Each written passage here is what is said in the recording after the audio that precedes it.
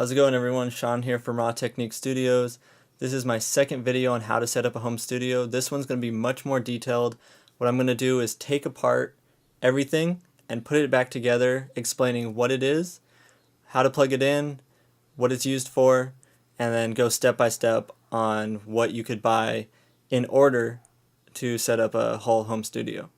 Now, my previous video, if you want to check that out, I'll have a link right here or in the description as well, and you can see the basic setup of you just need a computer, a DAW, an interface, and a microphone. So if you just want a quick overview of what you need to get started, you could jump into that video. If you want to stick around for this one, I'm going to completely take this apart and put it back together and show you exactly how to do it.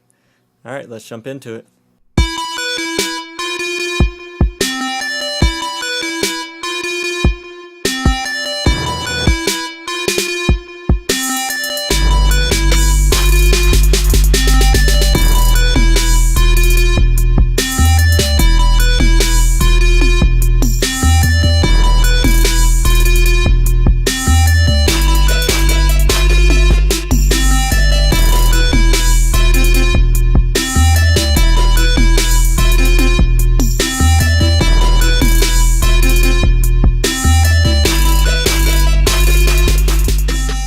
Okay, so now we're completely bare on the desk.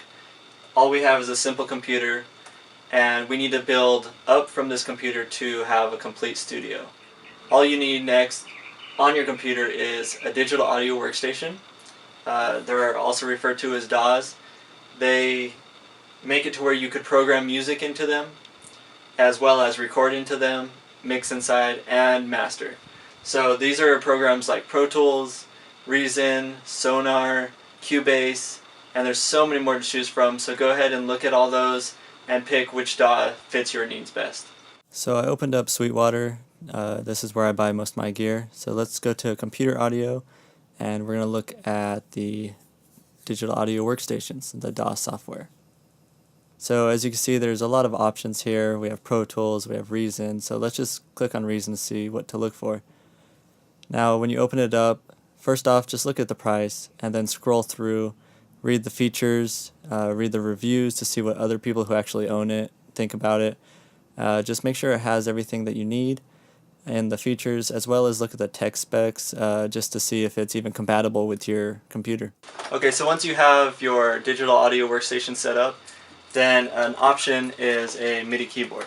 So what I'm going to do is show you how to plug it in. It's really simple, and this is to be able to play virtual instruments that are in your computer. So there's plugins or virtual instruments in Pro Tools, Logic, all these different sounds, and to be able to control them, you could use a Midi controller to input that performance. So this doesn't make sound by itself, there's no speakers on it, there's nothing like that. All it does right here is plug in via USB. So what we're going to do is connect it and get that set up.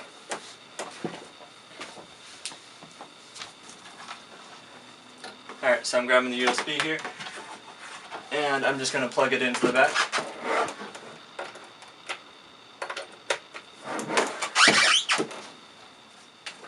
And then I'm going to take the other side of the USB and just plug it into the computer.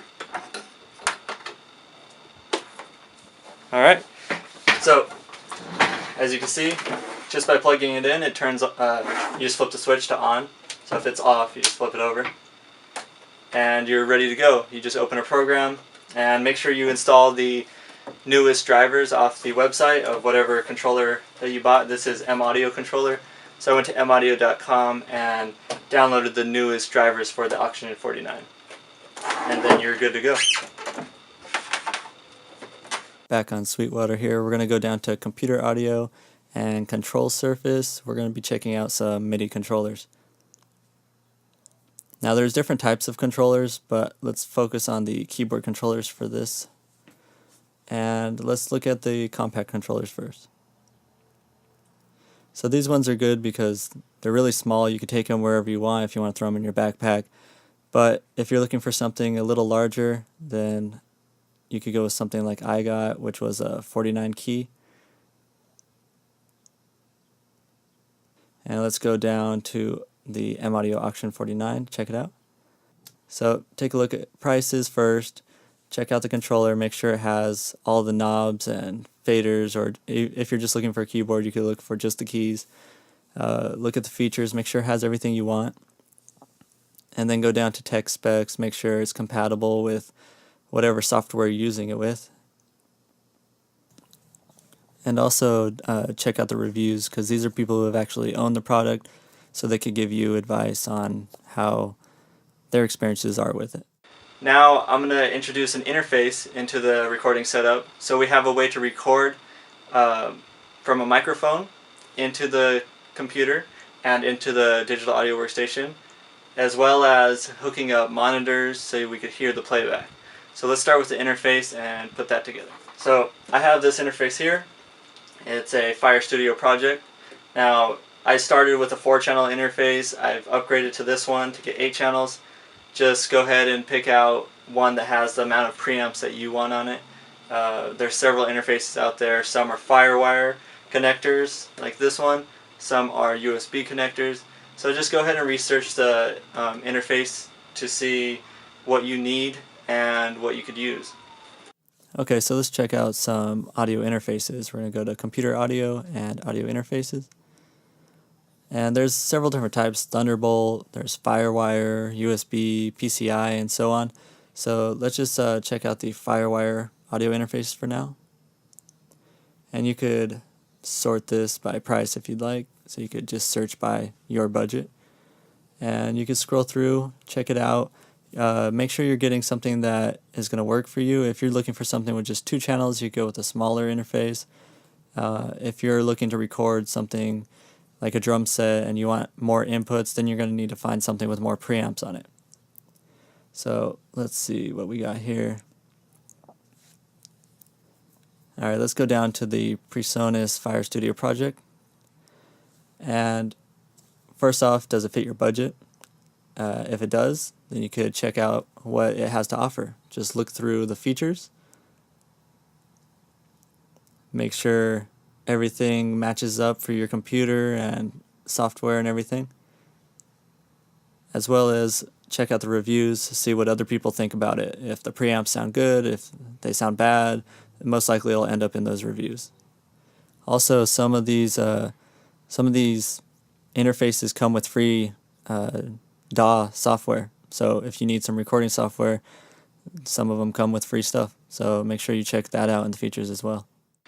Okay, so I have my interface here, and to get it connected, what we need to do is connect the FireWire to the computer, and as well as connect the power outlet. So let's go ahead and get that started.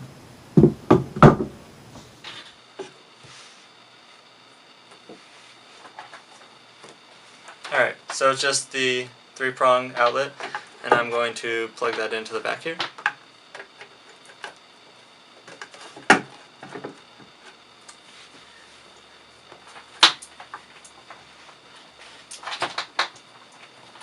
Alright, and then it also came with a FireWire connector. So I'm just going to go ahead and connect the FireWire right there. And then the other end plug into my computer.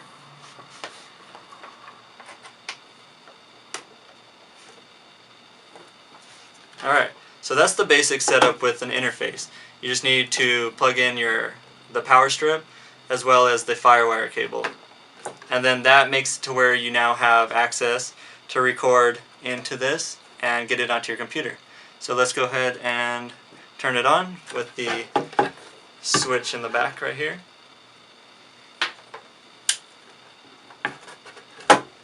Alright. And as you can see, it's turning on right here. And when it's blue, that means that everything's good to go. Also, make sure you go online, go to your manufacturer's website, and download the most recent drivers to make sure it's all updated and ready to go. Alright, so here's the back of our interface. Everything is set up for the interface to be running. The FireWire is connected and the outlet is connected as well. And the next step is getting speakers plugged into it so we could hear back through nicer speakers or better speakers instead of having to hear through the computer speakers. So what I'm going to do is connect these 1/4" cables, and I'm going to plug them into the main outs on my interface. So right speaker, left speaker, and then the other side of these, which is also a 1/4", is going to be plugged into the appropriate speaker. So make sure the left is going to the left speaker and the right is going to the right speaker. So let's plug those in. Okay, so what I'm going to do is put this in a different spot so I could put my monitors up here and get them all plugged in. Okay, so here's our monitor. And I suggest using these Orlex foam pads. It just makes it so the monitor is not right on the desk and you get a better bass response and the speaker just sounds better overall. So I'm going to set that up right here.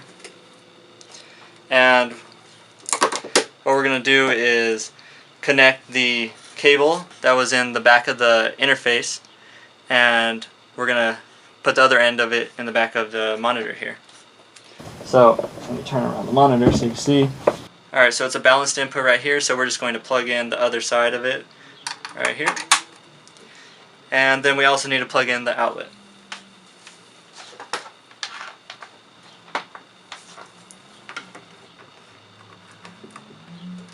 Okay, so that's it, and we're connected to our monitor. And you're just going to do the same thing for the other monitor to get that set up. So let's take a look at some studio monitors.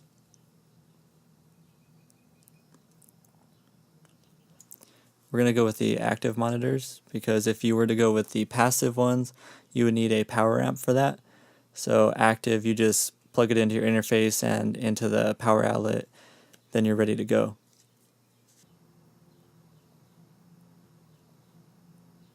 Alright, so we're going to search by price in here, just scroll through. Always start with what your budget is and then see what different monitors there are in your budget that you could compare. Alright, so let's check out these Mackies.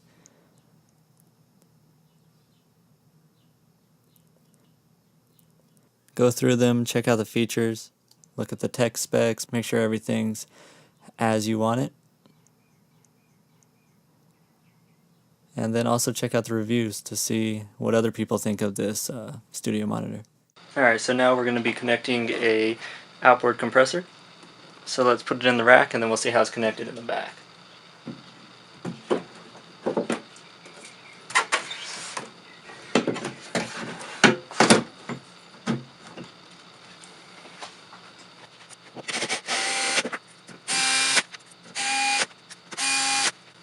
Alright, so it's all connected to the rack. Now let's just go around to the back and see how to connect it to the interface.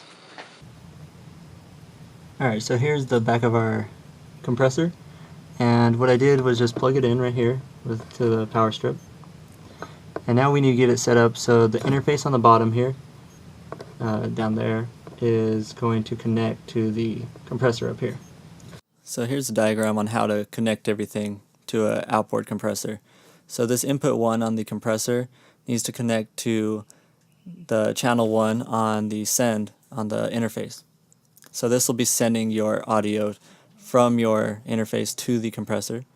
And then you have to get your output and send that back to the interface. So you're going to plug that into the return channel 1 on the interface. And then on channel 2, you're going to do the same thing.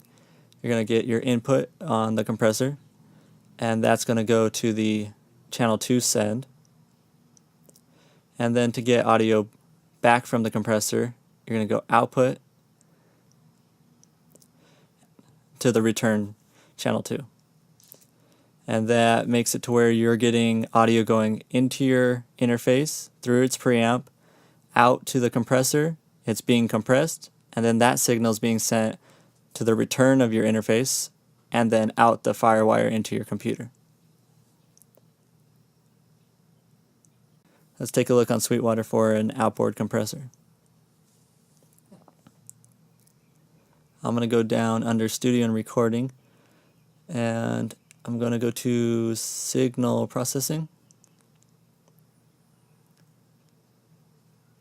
and go over to compressors. Now you can look by price or what's popular. I'm just going to jump into the one that I bought. We have the Pro VLA2 here. Some compressors are 2 channels, some are 1. Just take a look at it, make sure you're getting what you're wanting to get. Look at the features and jump down to the tech specs. So just take a look at the reviews and see what other people think about the product before you buy it. Now we're going to connect a external hard drive. So I'm just going to set it right here. And we just need to plug in the USB to it. Right there. And a power strip. Like so. And then that one's good to go. Alright, so we're on Sweetwater again. We're looking at external hard drives. So let's go through under computer audio and go down to hard drives / storage, and then we're going to check out the external hard drives. You could search by price if you'd like, or you could just go through what's popular. So I'm going to click on one that is like mine. We have the GPT-50. This one that we're looking at has 4 TB of space on it. So that'll give you more space for all your audio recording and not clutter up your computer. Alright, one more thing that I'm going to connect. I'm going to connect a TV to my computer so I could have dual screens. Alright. Now I'm connecting the Samsung here. What it is a HDMI wire, and it's plugged into this Rocketfish connector, and the end of it here is like that, and it just goes into the back of my Mac. Alright. Now we can turn on the TV.